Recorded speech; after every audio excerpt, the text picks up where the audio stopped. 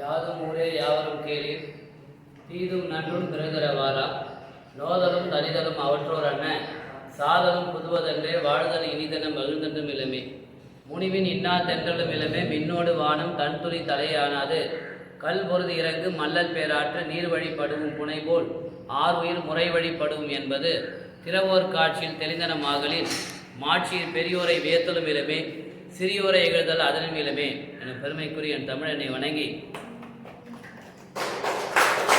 ரொம்ப அற்புதமான ஒரு நிகழ்வு. இந்த பாடலை நான் தொடங்கி ஆரம்பித்ததனுடைய நோக்கம் நான் பின்னர் அறிவிக்கிறேன். அந்த வகையில் மிகப்பெரிய அளவில் நாட்டு நலப்பணி திட்ட மாணவர்கள் முன்னில நாட்டு நலப்பணி திட்ட மாணவர்கள் ஒரு மாணவர்கள் 100 மாணவர்களுக்கு சமம். அப்படி பார்க்கையிலே இங்கே கிட்டத்தட்ட 250 மாணவர்கள் அமர்ந்திருப்பது போல நீங்கள் அமர்ந்திருக்கிறீர்கள். மிகப்பெரிய வணக்கங்களையும் நன்றிகளையும் தெரிவித்துக் கொள்கிறேன். நாட்டு நலப்பணி திட்டம் நான் பணியாற்றிருக்கிறேன். நாட்டு நலப்பணி உங்களை மாதிரி மாணவர்களாக நான் செயல்பட்டிருக்கிறேன். அப்பொழுது அம்மா சொன்னாங்க இல்லையா, அதாவது இந்த உங்களுடைய பணி தெரியாமல் நீங்கள் இருக்கிறீர்கள் என்ற உண்மை. இந்த நாட்டு நலப்பணிங்கிறது இராணுவ வீரருக்கு சமமான ஒரு பணி. அந்த ஒரு சமமான பணி. நான் உங்களை மாதிரி மாணவராக இருக்கும்போது கல்வியல் கல்லூரியில் படிக்கும்போது எங்களுக்கு மிகப்பெரிய ஒரு கார்டை கொண்டு போய் கொடுத்துட்டாங்க. ஒரு கார்டு ஆளுக்கு ஒரு கிட்டத்தட்ட ஒரு 50 மீட்டர் 50 அடி அளவில் 50 அடி அளவில் உங்களுக்கு ஒவ்வொருத்துக்கு அந்த இடத்தை பிரித்து கொடுத்தாங்க. யார் இந்த டீம் இதை சரியாக செய்தோ அந்த டீம் தான் சிறந்த டீம்னு சொல்லி நாங்கள் அறிவிப்போம்னு சொன்னாங்க. ஆனால் 10 டீமுமே எல்லாத்தையுமே அழகாக செஞ்சு முடித்தாங்க. எல்லாருமே இந்த பேண்ட்டு போட்டிருந்த ஷர்ட் எல்லாமே மண்ணாக இருந்தது, மண் நிறமாக இருந்தது. ஆனால் வந்திருந்த சிறப்பு விருந்தினர்கள் அனைவரும் அவர்களை கை குலுப்பி பாராட்டினாங்கன்னா அந்த அளவுக்கு உயர்ந்த பணி நாட்டு நலப்பணி.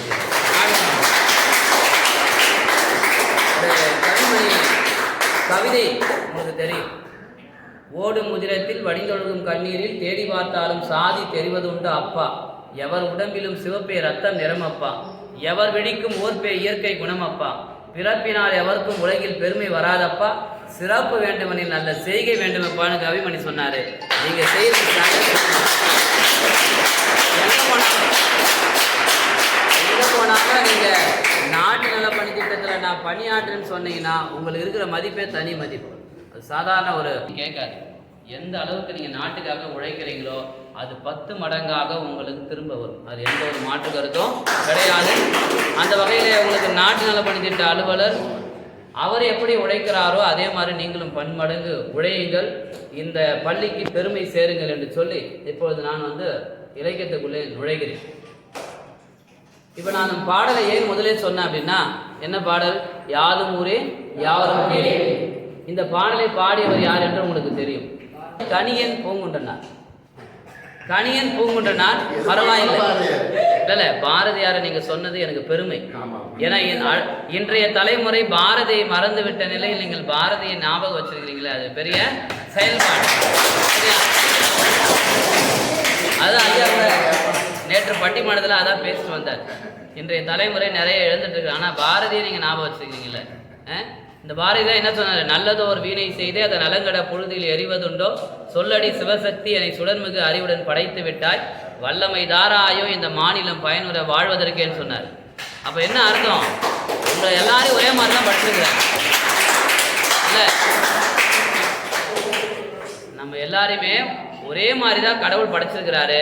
ஆனால் நாம் மாறுவதும் அப்படியே இருப்பதும் நமக்கு எழுதாரு. அப்போ ஏன் இந்த பாடலை சொன்னா, கணியன் பூங்குன்றனார் தான் இந்த பாடலை பாடினார். யாதும் ஊரே யாவரும் கேளீர்.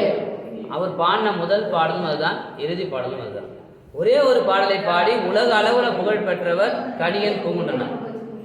அதே தமிழ் இலக்கியத்தில் 245 பாடலை பாடி புகழ் பெற்றவர் கபிலர்.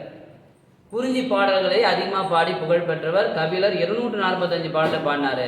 அப்போ நீங்கள் கவனிக்கணும், அதிகமான பாடலை பாடியும் நம்மால் புகழ் பெற முடியும், ஒரே பாடலை பாடியும் நம்மால் புகழ் பெற முடியும். அப்போது நம்முடைய உழைப்பு அதிகமாக இருக்கும். நம்முடைய உழைப்பு அதிகமாக இருந்தால் கண்டிப்பாக நம்மளால் புகழ் பெற முடியும். இதே பள்ளியில் படித்த மாணவி, கடந்த ஆண்டு படித்த மாணவி இப்பொழுது MBBS சேர்ந்திருக்கிறார் என்றால், அதுவும் நீட் தேர்வில் தேர்ச்சி பெற்று MBBS சேர்ந்திருக்கிறாங்கன்னா இந்த பள்ளி சாதாரண அதுவும் அருகாமையில் இருக்கிற ரொம்ப அருகாமையில் இருக்கிற பேருந்து வசதி கூட இல்லாத ஒரு ஊர் அது. கன்னிகாபுரம் என்று சொல்லக்கூடிய அந்த ஊர் பேருந்து வசதி கூட இல்லை.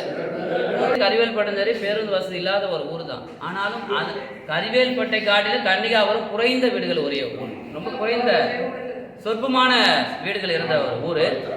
அப்போ அவங்க இந்த மாதிரி புகழ் பெற்றிருக்கிறாங்க அப்படின்னா அப்போ என்னன்னா உழைப்பு அதிகம். அவங்க ஒரு நிகழ்ச்சியில் வந்திருந்தாங்க. அப்போ அவங்க பேசினாங்க. அவங்க என்ன சொன்னாங்கன்னா, உங்களுடைய வெற்றிக்கு காரணம் என்னன்னு கேட்டாங்க. அப்போ அவங்க சொன்னது கேட்டீங்கன்னா, நான் ஒரு நாளைக்கு 4 முதல் 6 மணி நேரம் மட்டும் தான் தூங்கினேன்னு சொன்னேன். ஒரு நாளைக்கு தேர்வு நடக்கின்ற சில மாதங்களுக்கு முன்னாடி ஒரு நாளைக்கு 4 முதல் 6 மணி நேரம் மட்டுமே நான் தூங்கினேன், மீதி நேரம் எல்லாம் நான் படித்தேன் என்று சொன்னான். அப்போது உழைப்பு பாருங்கள், உழைப்பு அதிகமாக இருந்தால் வெற்றி பெற முடியும் என்பதுக்கு உங்களுடைய பள்ளியில் படித்த மாணவிய உதாரணம். அப்போ அந்த வகையில் ஒரே ஒரு பாடலை ஏன் நான் சொன்னேன்னா, இன்றைக்கி ஐநா சபை உங்களுக்கு தெரியும், ஐக்கிய நாடுகள் சபைன்னு ஒரு சபை இருக்குது. அந்த சபையில் இந்த பாடல் எழுதப்பட்டு, இவர் எழுதிய ஒரு பாடல் அதில் எழுதப்பட்டிருக்குன்னா அந்த அளவுக்கு புகழ் வாழ்ந்தவர் அப்படின்னு சொல்கிறாங்க. இப்போ இப்படி தமிழ் இலக்கியங்களோடு நம்ம நிறைய சொல்லிக்கிட்டே போகலாம். இப்போ உங்களுக்கு அது எதுன்னு கேட்டிங்கன்னா கொடுத்தல். நீ கொடுத்தல் என்பதே இல்லாமல் போயிடுச்சு. முன்னாடி வந்தப்போ சொன்னால் ஞாபகம் இல்லை. அதில் ஏதாவது நீ கொடுக்குற தன்மையே நிறைய பேருக்கு இல்லை. ஆனால் ஒரு வள்ளல் இருந்தார், அவர் பேர் சீதக்காதி வள்ளல். அதை செத்தும் கொடுத்தான் சீதக்காதி. செத்து எப்படி சார் கொடுக்க முடியும்? செத்தும் கொடுத்தான் சார் எப்படி கொடுக்க முடியும்? நீங்கள் யோசிச்சு பாருங்க, செத்த பிறகு யாராவது கொடுக்க முடியுமா? ஆனால் இவர் பண்ணார். அதாவது இவர் மரணிக்க போகிறார். அப்பொழுது உறவினர்கள் வந்து கேட்குறாங்க, உங்களுடைய கடைசி ஆசை என்ன? சீதக்காதி பார்த்து கேட்குறாங்க, உங்கள் கடைசி ஆசை என்ன? சீதக்காதி வள்ளல் என்ன சொல்கிறாரு, என்னை நீங்கள் புதைக்கும் போது என் கைகள் மட்டும் மேலே தெரியுமாறு புதையுங்கள். இவர் ஒரு கைகள் மட்டும் மேலே என்னடா அது எல்லாருக்கும் ஒன்றும் புரியல. ஏன் இவர் கையை மட்டும் மேலே வச்சு புதைக்க? சரி, அவருடைய ஆசை நம்ம ஏன் நிறைவேற்றன்னு சொல்லி அவர் கை மட்டும் மேலே தெரிகிற மாதிரி புதைக்கிறார். இவர் இறந்ததை கேள்விப்பட்டு படிக்காசு புலவர் அழுது புலம்புறார்.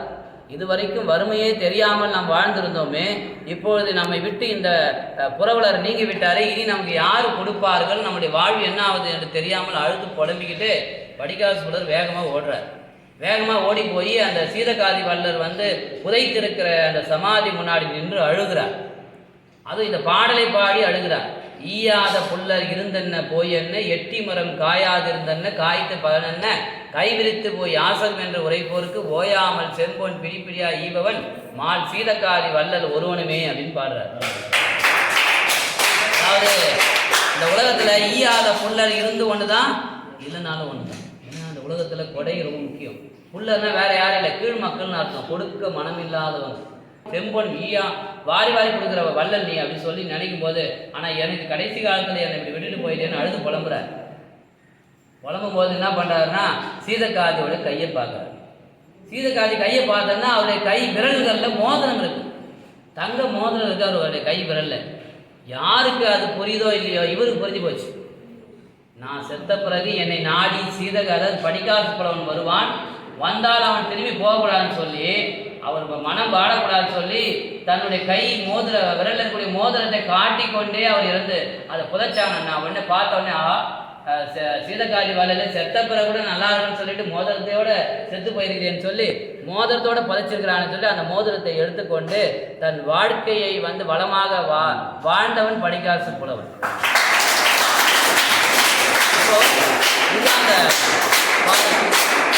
இப்போ உங்களுக்கு புரியும்ல, செத்தும் கொடுத்தான் சீதக்காதி. அப்போ கொடுக்குற மனம் நமக்கு நிறைய வரும், கொடுக்குற மனம் நமக்கு நிறைய இருக்கு. இந்த பேச்சை நிறைவு செய்ய நினைக்கிறேன். திருக்குறளில் எவ்வளோ திருக்குறள்கள் இருக்கு, ஒவ்வொருத்தருக்கும் ஒரு திருக்குறள். எல்லாரும் என்ன திருக்குறள் பிடிக்குன்னு கேட்டால் ஆளுக்கு ஒரு திருக்குறள் சொல்லுவாங்க. ஆனால் என்னை கேட்டீங்கன்னா நான் என்ன சொல்லுவேன்னா, அல்லல் பற்று ஆற்றாது அழுத கண்ணீர் அன்றே செல்வத்தை தேய்க்கும் படை. ஏன் இதை சொல்கிறேன்னா, இன்றைக்கி தலைமுறை மாணவர்களும் இளைஞர்களும் இன்றைய தலைமுறை வாழ் மக்களும் இதை பின்பற்றி ஆக வேண்டும். இதை தெரியாமலே எல்லாரையும் காயப்படுத்துகிறாங்க. நீங்கள் யாராவது காயப்படுத்தி அவங்க மனவேதனைப்பட்டு துன்பப்பட்டு அழுதாங்கன்னா அந்த கண்ணீர் வருது பாருங்கள், அந்த கண்ணீரே உங்களை அழித்து.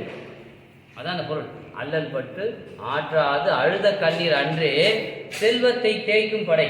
சில பேர் இதை எப்படி எடுத்துக்கிறாங்கன்னா, செல்வம்னா பணம் நினச்சிருக்கிறாங்க. ஆனால் நான் அப்படி யோசிக்கிறேன். செல்வம் என்பது 16 வகை உண்டு. அழகு, அறிவு, இளமை, கல்வி, துணிவு, நல்லூர், நன்மக்கள், நீண்ட ஆயுள், நுகர்ச்சி, நெல், நோயின்மை, புகழ், பெருமை, பொன், வலிமை, வெற்றி. இந்த 16 செல்வங்கள், இந்த 16 செல்வங்களில் கண்டிப்பாக ஏதாவது நம்மளை விட்டு போயிடும். அதில் முடிந்த வரைக்கும் யாருக்கும் நம்ம என்ன பண்ண மனவேதனை கொடுக்கக்கூடாது. வாழ்க்கையில் இந்த திருக்குறளுங்கிறது உலகத்திலேயே அதிகமாக மொழிபெயர்க்கப்பட்ட நூல் திருக்குறள். இந்த திருக்குறளை பல மொழிகளில் பல ஆசிரியர்கள் பின்பற்றி இன்னைக்கு விழுந்து போயிருக்கிறாங்க. தமிழகத்தில் சிறந்த 2 நூல்கள் பெரிய பெரிய உலக நூல்களில் வச்சிருக்கிறாங்க உலகத்தில். ஒன்று திருக்குறள், இன்னொன்று சிலப்பதிகாரம். இது ரெண்டும் தமிழ் பாரம்பரியத்தையும் பண்பாட்டையும் கலாச்சாரத்தையும் கொண்டு செல்றதுனால இந்த 2 நூல்கள் மிகப்பெரிய நூலகங்கள் கண்டிப்பாக இல்லாமல் இருக்காது. அந்த மாதிரி மிகப்பெரிய விஷயங்களை நமக்கு திருக்குறள் சொல்லியிருக்குது. அந்த திருக்குறளை நீங்கள் பின்பற்றி நடந்தீங்கன்னா கண்டிப்பாக வாழ்வில் முன்னேறுவீங்க. அதுக்கு இவங்க எல்லாமே காரணம். இந்த மாதிரி ஒரு நல்ல ஒரு நாட்டு நலப்பணி திட்டத்தில் எனக்கு பேச வாய்ப்பளித்தவை நினைத்து நான் பெருமிதம் கொள்கிறேன். நலப்பணி திட்டத்தில் 4ஆம் நாள் வெற்றிகரமாக நடந்து கொண்டிருக்கிறது. ஒவ்வொரு நாளும் ஒவ்வொரு சிறப்பான ஒரு விருந்தினர் நம்ம கௌரவிக்க வந்திருக்காங்க. அதான் இன்னைக்கு ஒரு நாள் பேசுறாங்க. அதுக்கு முன்னாடி எல்லாருக்கும் ஸ்பெஷல் தேங்க்ஸ். ஏன்னா இந்த பேட்ச் மாரி அந்த பேட்சை நான் பார்த்ததில்ல. எல்லாம் ஒரு அருமையான ஒரு நாட்டு நலப்பணி திட்ட தொண்டர் மாணவர்கள் இந்த கல்வியாண்டில் ஒரு சிறப்பாக கிடைச்சிருக்காங்க.